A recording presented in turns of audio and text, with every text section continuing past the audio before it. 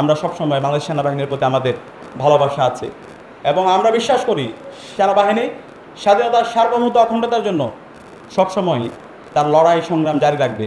কিন্তু এই সেনাবাহিনীর মধ্যে যারা কিলার জেনারেল আছে তারা এই দেশের শত্রু, তারা এই জাতির শত্রু।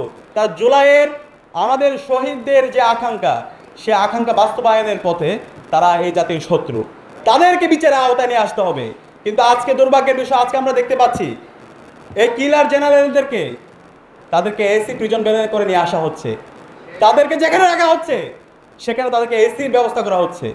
এটা পুরো জাতির জন্য লজ্জা। জুলাই বিপ্লব পরবর্তী আমরা এই ধরনের এই খুনি জেনারেলদের এই অবস্থা আমরা দেখতে চাই না। আমরা তাদেরকে বাংলাদেশের যেই আমাদের যে কারাগার আছে সেই কারাগারে তারা থাকবে। বাংলাদেশের যে আইন আছে, আন্তর্জাতিক অপরাধ ট্রাইব্যুনালের যে আইন আছে, সে আইন অনুযায়ী তাদের বিচার হবে। তারা যে হত্যা করেছে, তারা যে আইনাগর তৈরি করেছে, যে গণ খুনের সাথে জড়িত আছে, সে অনুযায়ী তাদের বিচার হইতে হবে। এই বিচারের সাথে যারা জড়িত আছে, আমি আন্তর্জাতিক অপরাধ ট্রাইব্যুনালকে এবং অন্তর্বর্তীকালীন সরকার অনুরোধ করব, আপনারা গাছ নিয়ে বিচার করেন। আপনাদের সাথে ছাত্র জনতা আছে। ছাত্র জনতা যেভাবে জুলাই নেমে এসেছিল, প্রয়োজনে আবার রাস্তায় নামবে। কিন্তু এই কিলার জেনারেলদের তাদের দায় মুক্তি দেওয়ার কোনো সুযোগ নেই। এই দায় মুক্তি দেওয়ার যারাই চেষ্টা করবে, বাংলাদেশের ফেসিবাদের যে পরিণতি হয়েছিল, খুনি হাসিনার যে পরিণতি হয়েছিল, তার চাইতে খারাপ পরিণতি আপনাদের হবে। আমরা যারা আবু সাঈদের উত্তরসূরিরা, শহীদ ওয়াসিম, শহীদ আলী রায়হানের উত্তরসূরিরা আছি, আমরা ঘুমিয়ে যাইনি। আমরা আমাদের প্রতিবাদ প্রতিরোধ জারি রাখবো। 5 আগস্টের পরে আমরা দেখতে পেয়েছি যে আয়নাগরের এবং বিভিন্ন জায়গায় যে টর্চার সেলগুলো ছিল, সেই আলামতগুলো ধ্বংস করা হয়েছে এবং যে নথিগুলো ছিল সেগুলো ধ্বংস করে দেওয়া হয়েছে। এই 5 আগস্টের পরে এই নথিগুলো ধ্বংস করছে কারা? কারা আয়নাগরগুলোকে ধ্বংস করেছে? তাদেরকে খুঁজে বের করতে হবে।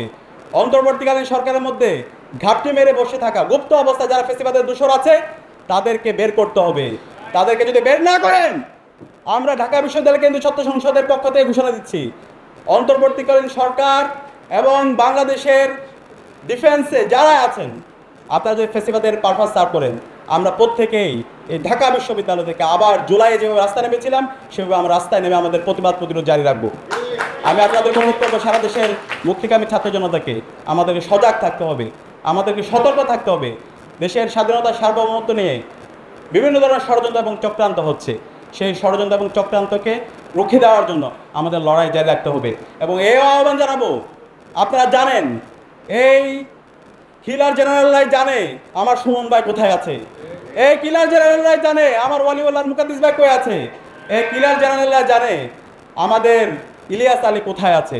দ্রুত সময়ের মধ্যে আমাদের সকল গমকৃত ভাইদেরকে আমাদের মাঝে ফিরে দিতে হবে।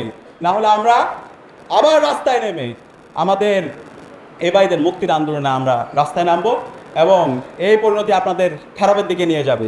আমি সবাইকে অনুরোধ করব, আমাদের এখনই সময় ঐক্যবদ্ধভাবে এই ফেসিবাদের বিরুদ্ধে, এই খুনি হাসিনার বিরুদ্ধে এবং এই কিলার জেনারেলদের বিরুদ্ধে আমাদের লড়াই সংগ্রাম আমাদের জারি রাখতে হবে।